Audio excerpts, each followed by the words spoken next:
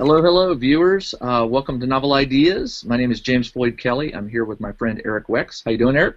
I'm doing well. How are you? I'm great. You know, this is we got to stop doing this. This is 2 weeks in a row. I know we're not supposed to be doing this over the summer. We Remember, can't be this consistent in the summer, or people will come to expect it. that wouldn't be good.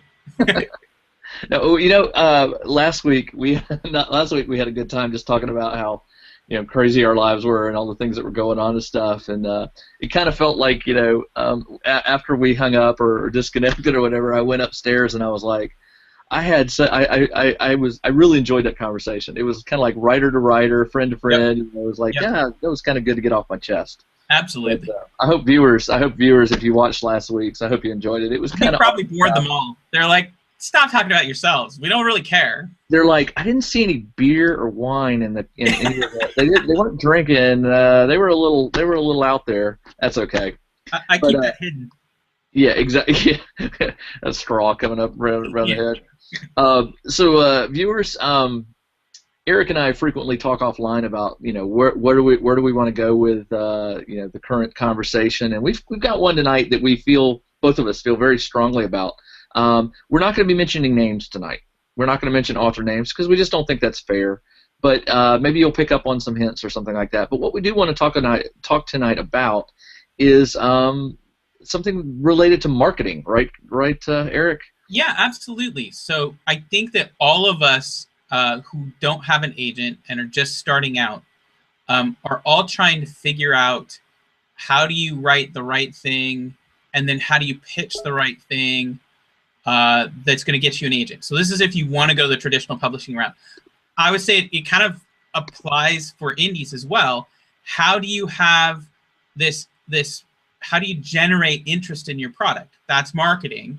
How do you make a product that people want and then display in your descriptions, in your cover art, all that stuff, that this is something worth your time? Particularly, we're going to focus on the agent side of that tonight. How do I convince an agent that it's worth my time? And there's one aspect we're going to talk about there, the marketing side of what you write and what matters there. So, yeah. Yeah, I find this interesting because viewers, if you're unaware, Eric is more of a fiction writer and I am more of a nonfiction writer. I write technology books. And Eric, when we were talking about this, one thing came to my mind really quick, and this is always reminded. I'm always reminded of this by my editors, is that the publishing industry is a business. They are in business not to put out free books and to give you free stories. They are in business to make a profit. So it's in their best interest to find material that they can sell. And so I always tell my friends who are always asking me, hey, how do I break into technology writing or nonfiction writing? And I always tell them the first secret that I learned and was told by an editor is this: treat them like a business. Look at it from their point of view. They need something that can sell. They need to know that you can finish it, that you will stand behind it, that you will turn it in on time, so that they can promise the bookseller that it will be on the shelf on day one or day X or whatever. So let me ask you a question that's related to that, and then this will, I think, help us transition into the thing we're talking about when we're talking about fiction tonight. What is it that makes a technology book marketable? Well, What's going to get a contract for you? yeah, with technology, one thing you got to keep in mind is technology changes. It's very fast. So Right. the book proposal you pitch today, if it's on a piece of software that's been out for 6 months to a year and it could be possibly replaced in the next 6 months, they're very wary about that. They want to know, have you done any research or contacted the company to find out if there's going to be an update or a new version or whatever. So books like Windows for Dummies and Word for Dummies and those books are really tough because every 2 years or 3 years they refresh, and any book that's out is usually sent to the $5 bin, and publishers don't want they know that they have a very finite amount of time to strike on hot topics. So marketability when it comes to a technology book is It's a lot of it has to do with timing. it's two of them, right? Like it's current, it's relevant, right? Yes. Yeah. And it's decently well written. Right. Most publishers want to know two things. They want to know, can you write the book? Do you have the skill to write it? And when will you turn in the last chapter? That's the only two questions I ever have to answer these days to my publisher. So if you get past the first hurdle, which I want to argue tonight is the biggest one, is it marketable? Right.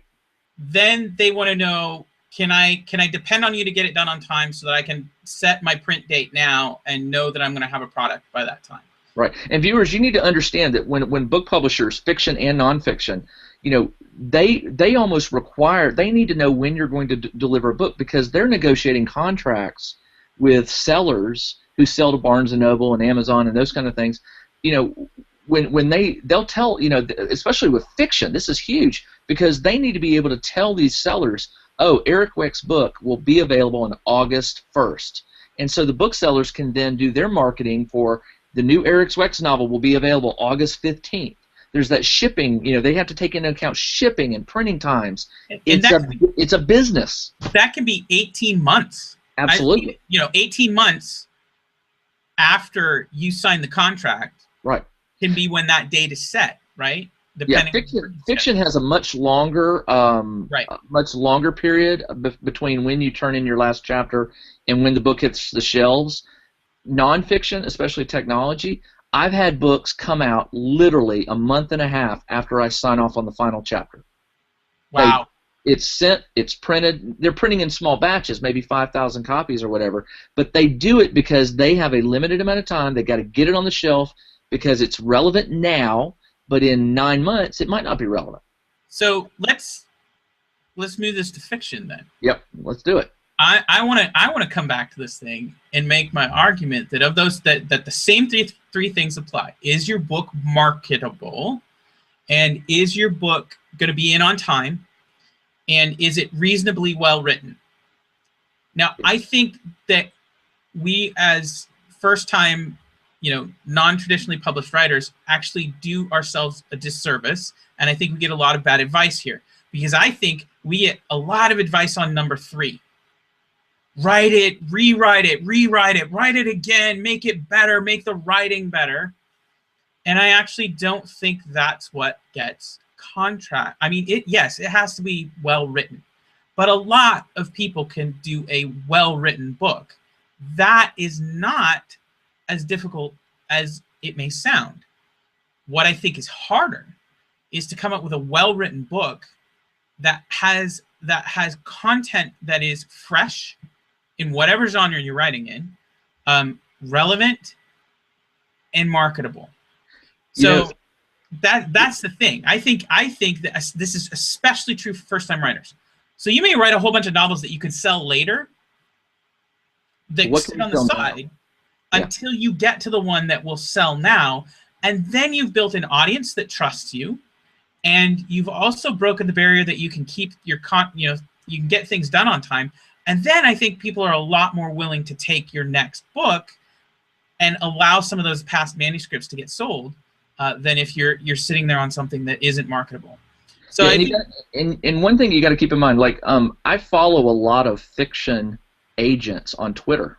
Yeah. And what I really find interesting is a lot of times these agents will tweet things like, just received a manuscript with shiny vampires. It's not 1997 anymore. They'll make comments that tells anyone following them that, look, there are genres that are hot now, and there are genres that are past their prime. And if you're writing something that is, and it comes back to marketable, guess what you cannot sell right now? Vampire stories. Can't do it. Right. Or guess what you can't sell? Superhero stories to the YA genre. What am I writing? Yeah. Well, a big thing that I had to come back, because we talked about Gossamer here before, right? I have this coming-of-age story where this gal gets superpowers. Okay, that is not going to be the way that book gets sold. I have a whole different mechanism for selling this.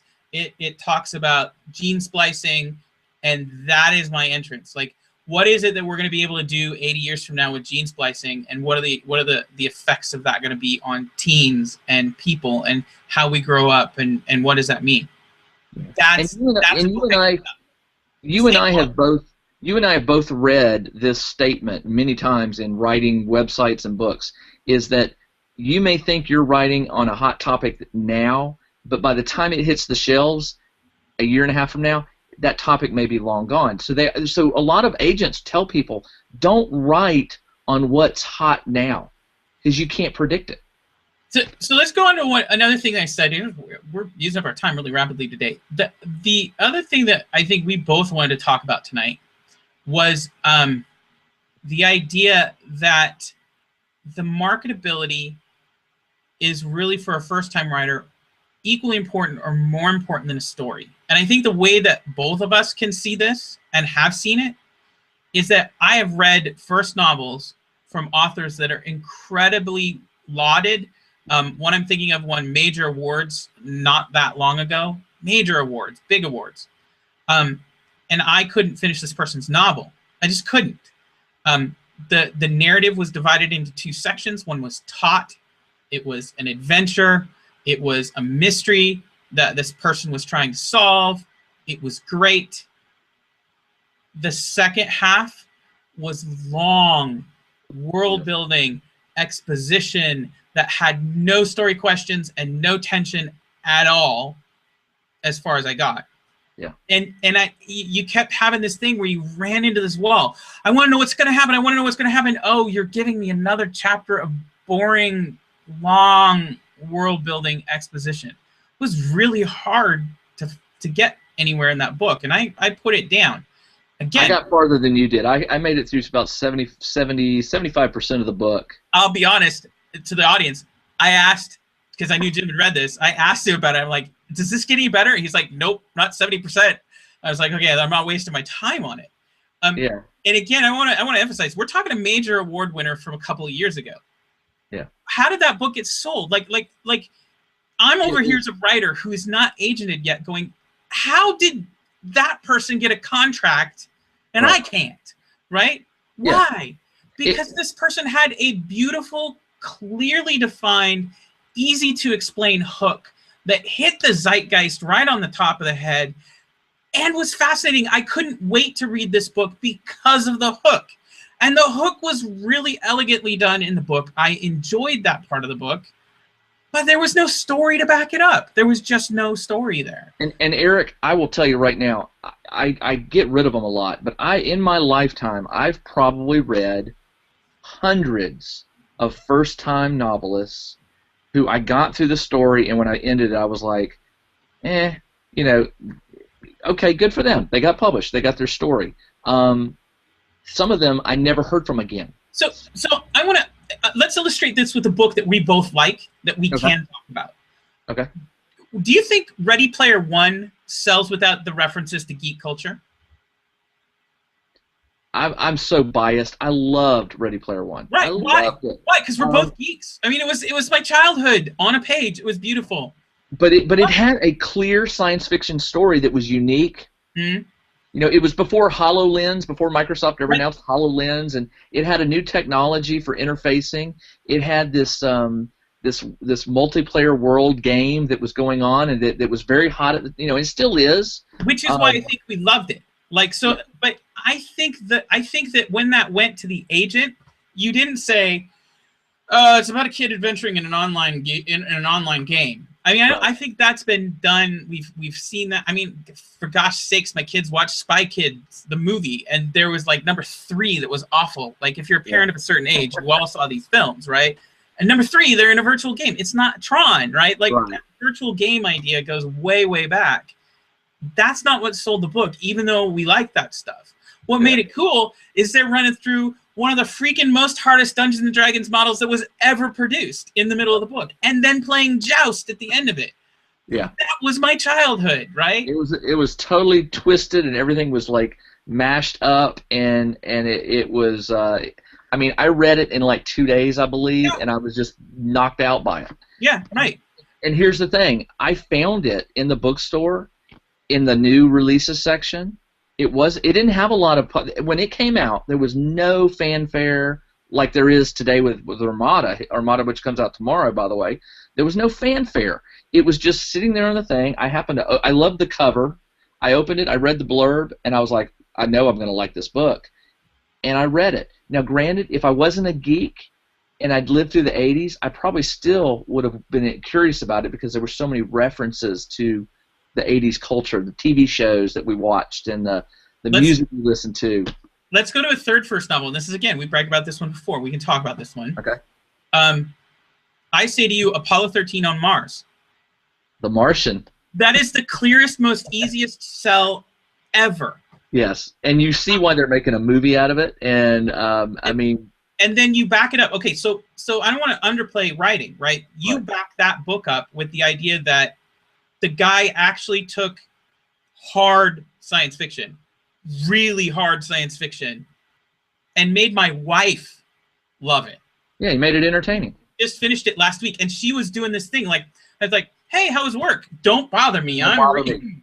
Don't talk to me. The airlock just blew up. I got to know what happens next." Seriously, right? That was just, it was all, and literally before that airlock blows up, you read like 3 pages on the manufacture of the habitat. Right. And you're scared out of your mind because he's gonna go outside, and you know the habitat's going down. How did he do that? How did he make me love hard science fiction that much? He spent 2 pages talking about potatoes. How they, you know, how they.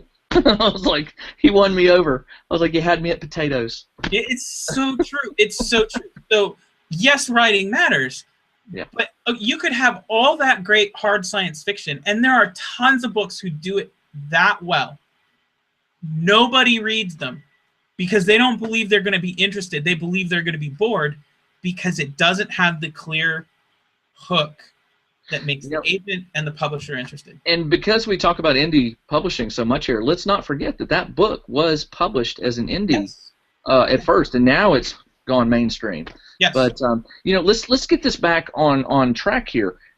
You and I agree on this, that you know, you can have a great story, a unique hook and all, but you've got to have a publisher or an agent or yourself behind it doing the marketing and finding the audience that it's intended for. And this is whether you're writing science fiction, horror, romance, whatever. It's the same rule.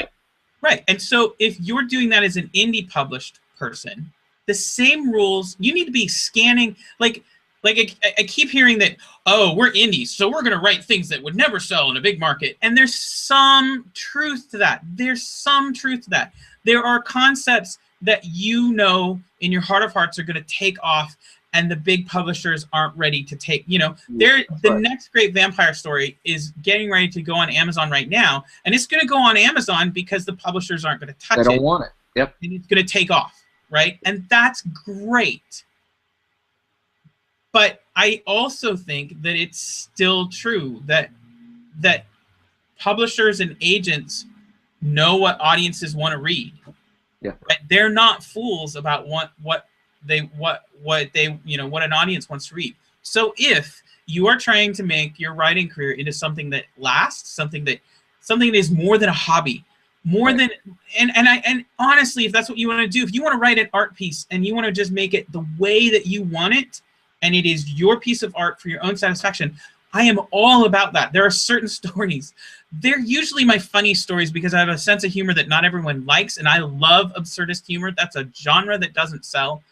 But I wrote this story about dancing redwoods at one point in time that I just thought was the funniest thing ever. No one else has ever laughed at that joke. No one likes it. That story was written for me, but I don't expect that one to ever sell a million copies, right? That's for me because I think it's funny. Man, there are other books that I want to write that are for others, and that's where I have to pay attention. Yeah. So. Man, we are out of time.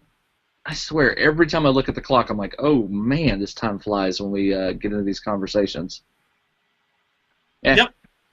Hey, you know what? Let's wrap this one up. I think in a nutshell, what we're saying is look, write your story, but be aware that not everybody wants to read the 100th novel about, you know, sparkly vampires, or what's the current one? Zombies. You know, nobody wants zombie stories. They still publish them. I can go to the bookstore today and I can find three zombie novels on the bookshelf, and they're usually trade paperbacks.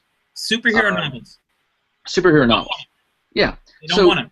You're not going to be able to predict what's going to be hot in 8 months, 10 months, a year and a half, or whatever. So, in a sense, you do need to write what you enjoy writing.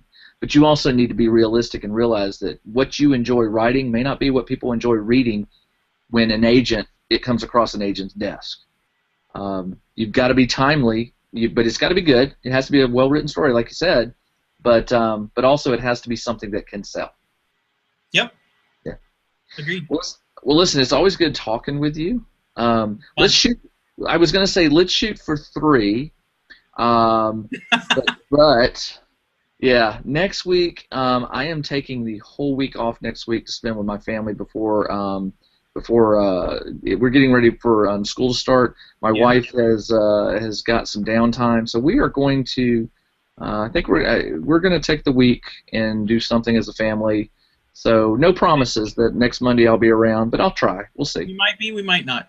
We might be, we might not. So viewers, forgive us if next week we're not available. Sometimes we need some personal time. So it's summer. This is the way summer goes. All right. Well, listen. If we don't talk next week, the week after. We'll see. Viewers, we hope you liked what you heard tonight. We'd love to hear your feedback. So if you want to leave us some comments on GeekDad, iTunes, or on ericwex.com, please do. And always, we love to hear your thoughts and ideas on future topics, questions, anything that you want us to talk about. Let us know. We'll give it a shot. Eric, I'll talk to you next week. Maybe. Take care. Good talking to you. All right. Bye.